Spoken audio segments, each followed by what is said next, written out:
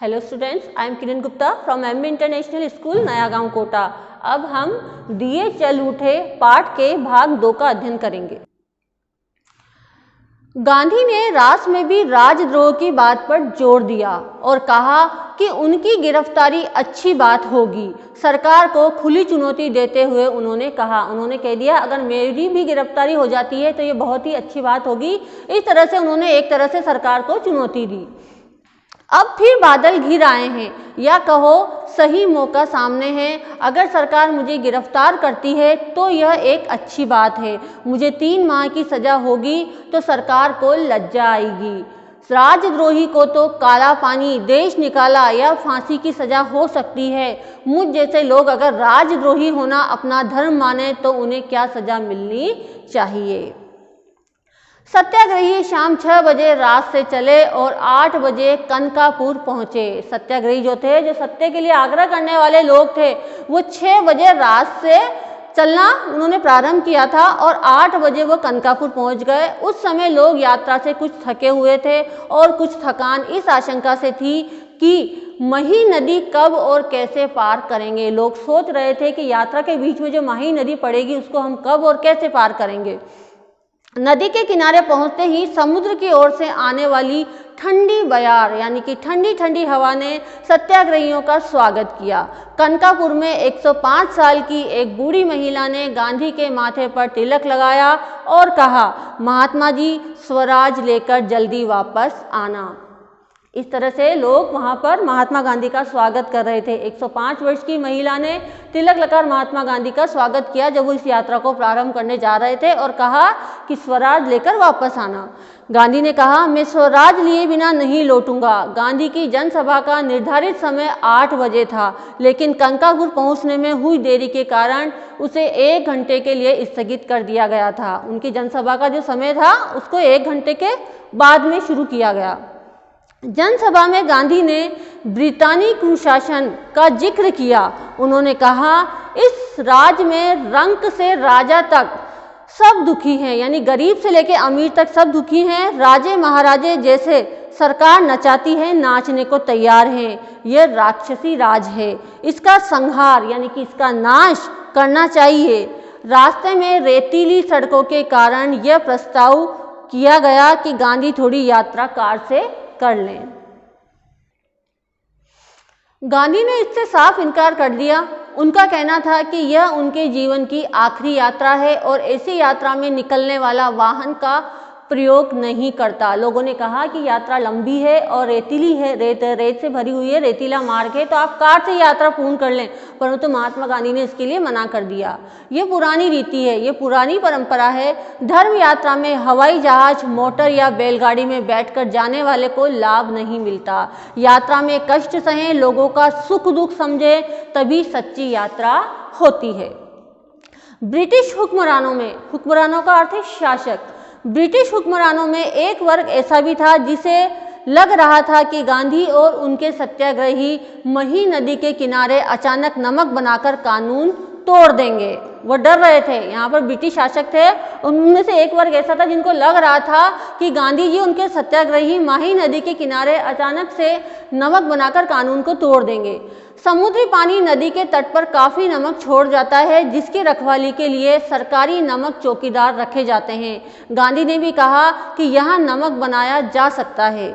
गांधी को समझने वाले वरिष्ठ अधिकारी इस बात से सहमत नहीं थे कि गांधी कोई काम अचानक और चुपके से करेंगे। इसके बावजूद उन्होंने नदी के तट से सारे नमक भंडार हटा दिए और उन्हें नष्ट करा दिया ताकि इसका खतरा ही न रहे। नियमों के अनुसार उस दिन की यात्रा कनकापुर में गांधी के भाषण के बाद समाप्त हो जानी चाहिए थी, लेकिन इसमें परिवर्तन कर दिया गया था। यह तय पाया गया कि नदी को आधी रात के समय समुद्र का पानी चढ़ने पर पार किया जाए ताकि कीचड़ और दलदल में कम से कम चलना पड़े। यात्रा कब आरंभ की जानी थी? अब आधी रात के समय, ताकि लोगों को कीचड़ और दलदल में कम से कम चलना पड़े।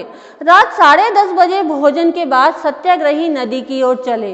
अंधेरी रात में गांधी को करीब 4 किलोमीटर दलदली जमीन पर चलना पड़ा। कुछ लोगों ने गांधी को कंधे पर उठाने की सलाह दी, पर उन्होंने मना कर दिया। कहा, यह धर्म यात्रा है, चलकर पूरी करूंगा। जब तक धर्म यात्रा वो होती है जब तक आप उसमें कष्ट सहन नहीं करेंगे, आपकी धर्म यात्रा पूर्ण नहीं कहलाएगी। तो गांधी जी ने यही कहा है कि मैं इस यात्रा को पैदल चलकर पूरी करूंगा। तट पर पहुंचकर गांधी ने पैर धोए और एक झोपड़ी में आराम किया, आधी रात का इंतजार करते हुए। मही के तट पर उस घुप अंधेरी रात में भी मेला जैसा लगा हुआ था। बहुत अंधेरी रात थी माही नदी के तट पे, लेकिन तब भी वहां पर एक मेला जैसा लगा हुआ था। क्यों लगा हुआ था? क्योंकि बहुत सारे लोग इकट्ठे हो गए थे। भजन मंडलियां थी, दांडिया रास में निपुण दरबार थे, उनके गीत के बोल थे, देखो गांधी का दांडिया रास, देखो वल्लभ का दांडिया रास। दांडिया रास सरकार का नाश, देखो विट्ठल का दांडिया रास, देखो भगवान का दांडिया रास। इस तरह से लोग बाग वहां पर गा रहे थे। गांधी को नदी पार कराने की जिम्मेदारी रघुनाथ काका को सौंपी गई। मही नदी को पार कराने की जिम्मेदारी दी गई रघुनाथ काका को। उन्होंने इसके लिए एक नई नाव खरीदी और उसे लेकर कनकापुरा पहुंच गए। बदलपुर के रघुनाथ काका को सत्याग्रहियों ने निषाद राज कहना शुरू कर दिया। उनके पास बदलपुर में काफ़ी ज़मीन थी और नावें भी चलती थी। जब समुद्र का पानी चढ़ना शुरू हुआ तब तक अंधेरा इतना घना हो गया था कि छोटे मोटे दिए उसे भेद नहीं पा रहे थे। वहाँ बहुत अंधेरा हो गया था, एक दो दिए जलाने से काम नहीं चल रहा था। थोड़ी ही देर में कई हजार लोग नदी तट पर पहुंच गए। उन सबके हाथों में दिए थे, कई हजार लोग और कई हजार दिए। यही नज़ारा अर्थात दृश्य नदी के दूसरी ओर भी था। नदी के इस ओर और उस ओर, दोनों ओर लगभग यही दृश्य था। कई हजार लोग उपस्थित थे और कई हजार दिए उनके हाथों में जल रहे थे। यही नज़ारा नदी के दूसरी ओर भी था। पूरा गांव और आसपास से आए लोग दिए की रोशनी लिए गांधी और उनके सत्याग्रहियों का इंतजार कर रहे थे। रात 12 बजे महिसागर नदी का किनारा भर गया, पानी चढ़ आया था। गांधी झोंपड़ी से बाहर निकले और घुटनों तक पानी में चलकर नाव तक पहुंचे। महात्मा गांधी की जय, सरदार पटेल की जय और जवाहरलाल नेहरू की जय के नारों के बीच नाव रवाना हुई, जिसे रघुनाथ काका चला रहे थे। कुछ ही देर में नारों की आवाज़ नदी के दूसरे तट से भी आने लगी। ऐसा लगा जैसे वह नदी का किनारा नहीं बल्कि पहाड़ की घाटी हो, जहां प्रतिध्वनि सुनाई दे रही थी, यानी कि वहां पर जय जयकार की गूंज सुनाई दे रही थी। महिसागर के दूसरे तट पर भी स्थिति कोई भिन्न नहीं थी, उसी तरह का कीचड़ और दलदली जमीन। यह पूरी यात्रा का संभवतः सबसे कठिन हिस्सा था। 1.5 किलोमीटर तक पानी और कीचड़ में चलकर गांधी रात 1 बजे उस पार पहुंचे और सीधे विश्राम करने चले गए। गांव के बाहर नदी के तट पर ही उनके लिए झोंपड़ी पहले ही तैयार कर दी गई थी। गांधी के पार उतरने के बाद भी तट पर दिए लेकर लोग खड़े रहे। अभी सत्याग्रहियों को भी उस पार जाना था। शायद उन्हें पता था कि रात में कुछ और लोग आएंगे जिन्हें नदी पार करानी होगी। इस तरह हमने जाना कि पाठ का शीर्षक दिए जल उठे क्यों रखा गया है। महिसागर नदी जो गांधी जी और सत्याग्रहियों को पार करनी थी, उसके दोनों ओर, इस पार और उस पार, कई हजार लोग हाथों में दिए लेकर खड़े थे वहां पर प्रकाश करने के लिए। इसीलिए इस पाठ का नाम यह रखा गया है, दिए जल उठे। Thank you.